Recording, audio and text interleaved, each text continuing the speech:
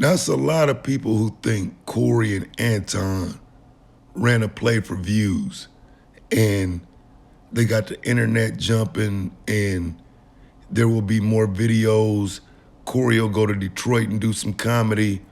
You know, it's a whole lot of things being said that I really don't think are true. I really think you saw an authentic moment on that podcast. Now, I'll say this. In hindsight, they both probably realize how much they can benefit, and it wouldn't surprise me if they squashed it and tried to make it seem like a play. I wouldn't be surprised, but I doubt it. So here's what I think. I think that moment was not only authentic, but it's going to expose more of the people who support Anton Daniels' mentality. That's not to say Corey Holcomb was correct in all that he did, but Anton Daniels has an issue with black people that should now start to at least be coming into focus. And we can't lose focus on why this happened. I'm hearing all of these different discussions, but there isn't a real conversation about why this took place. The only reason this happened was because Anton Daniels did not want to speak ill of conservative white men because, like I say, there's nuance to the conversation that they're even having that I'm not sure Corey recognizes. When Anton says he talks about white men, he's only talking about liberals, okay? There's a blanket protection for conservative white men. And so I don't think Corey was specific enough in his call out. And this is such a bad look for Detroit. It's really weird to see how the most corny Detroit dudes are online making it seem like they rep the D. I'm from up that way, fam. Y'all the corniest Detroit dudes I've ever seen. And they don't rep Detroit, fam. I'm sorry, they just don't. Yeah, I know a lot of dudes from Detroit, and they certainly would not respect Anton Daniels, Chris Harris, or none of these dudes online that call themselves standing up to street dudes. You can do that on the streets of Detroit. We're waiting to see it. In the meantime, though, I need us to understand that there's a benefit in doing all of this checking of black people.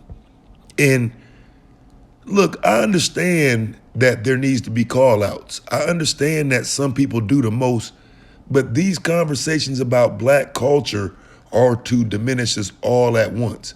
It's not about calling out bad behavior or bad people in our community. A lot of this is to label the black community in a negative way.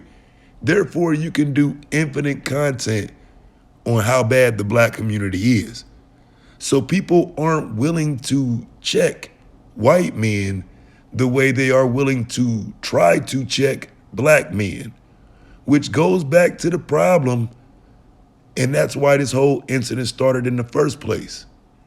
But then I come across the video of Anton Daniels being in the same position with a white dude and not having no smoke whatsoever. Ah, man. Shout out to the homie GQ. Let's get into this video. If it was me or you, then I wouldn't be giving you this information at all. What's going on? Well, we can't communicate. You're talking about. Well, good for you. I don't really care about whether or not you can. I don't care about what you're talking about, bro. I know you don't because you're the new generation.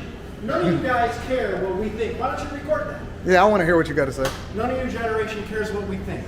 Okay? Mm-hmm. You said that yourself, right? Mm-hmm. You're talking about being considerate, but yet you are very inconsiderate as I cannot hear what's going on. How did you address me? Podcast said on the motherfucking web that I helped build. Let me ask you, can I ask you a question? Take care of yourself. Can I ask you a question? Strawberry cheesecake? But see, no, you can't because you can't afford my fucking time. You're a little boy compared to what I grew up in. I grew up in Hollywood, Florida. My grandfather owned that fucking corner. I grew up in Grosse Pointe, okay?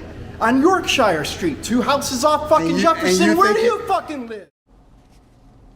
See, right here, we can start here. When Anton Daniels said the biggest victims in society are white men, we gotta realize that he's gonna live that out on the streets as well. Those are the things that he means when he says them. All of this excessive trolling of the black community is gaslighting for him to get next to someone he wants to be next to, most likely that being a white man. And so we need to recognize that the only reason he was willing to send it up like that with Corey Holcomb is because he don't want to look weak and scary in front of black people. He don't want to look weak and scary to a black man. He don't want to appear to be scared of a black man. But he don't have that fear when it comes to a white man. He doesn't have any shame when it comes to a white man. Oh, and that's a problem. Now you can't record. You know, your people can't hear now because I'm being considerate. I'm gonna make you famous. Considerate. I'm gonna make you famous. Make me fucking famous. James Francis, a little junior. I'm in Facebook jail right now for talking shit like this. It's called reality. My grandfather helped build this motherfucking city. And you know what? The people who see me on this recording are gonna laugh their fucking asses off. They're gonna fucking laugh. I'm gonna make you They're so gonna famous. laugh so fucking hard. They are. I can smell the alcohol on your breath. So I know you're I drunk. just got done drinking scotch. I You can know tell. what? I can tell. just got here from New Jersey. That's why I'm taking just into got here consideration from- who you are. I just I know got- that you. I Yeah, know you're a sure. drunkard. You know, I was So a I'm not consultant with the president even. of Ford. Do you know I don't- James D. I don't really Donaldson care of about. Ford? I don't care about. You what want to you're over talk? You want to be a cool man? Look at him. I was a consultant at Delphi, EDS, Ford Motor Company, General Motors, CBCC. How about that?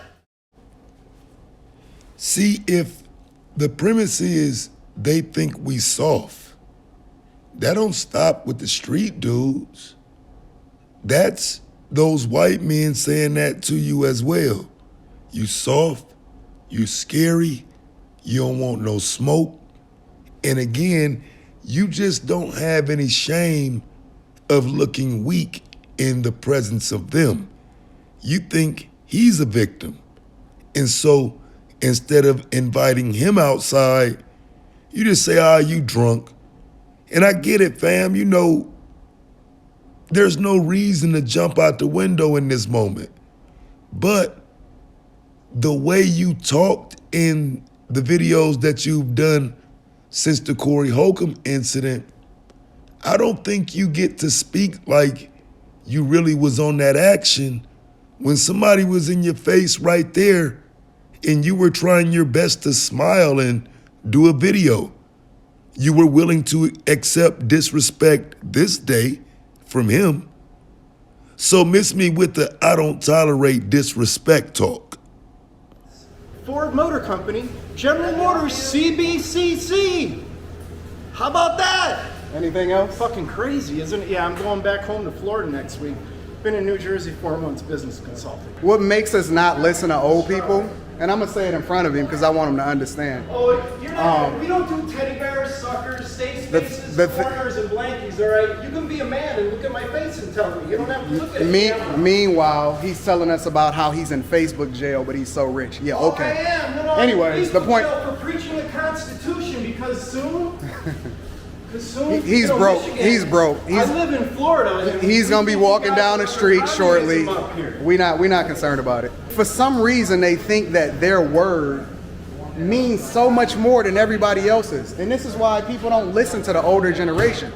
Real talk. Can you please back up? Real talk. Can you please back up? Real talk. Can you please back up? Real talk. Can you please back up? Real talk. Can you please back up? Real talk. Can you please back up? See, what stands out to me is that he has a chance to call out this older white man for how he's acting, and he doesn't call him an older white man. He just speaks to the older generation as if all of the older people are the same. Now, again, when you're talking about YNs, when you're talking about the black community, you don't mind throwing everybody into a box, but here's this moment again where you have a chance to deal with a white man the same way, and you asking him to please back up, right? You're not saying this, let's step outside. You don't have no smoke. You're not trying to get in his face. You're not trying to deal with the disrespect. None of that. It's, can you please back up? Real talk. Can you please back up? Have you ever been in the Can you porch please back and up? party? Have you ever been in the Can you penthouse please back before? up? Dude is a drunk. Score's okay with it too. Dude is a drunk. And as a result, he thinks we care about his fake stories about who he is and where he come from, when the reality is that we don't care about any of it. When the reality is I'm that gonna show you pictures of my fucking life. You want to see me on that 80-foot? I know you broke, bro. The beauty of it is that I caught it in real time for you guys to see. I seen his beater. I seen his broke car. I seen how broke he really is. And now he want to show me some pictures, right?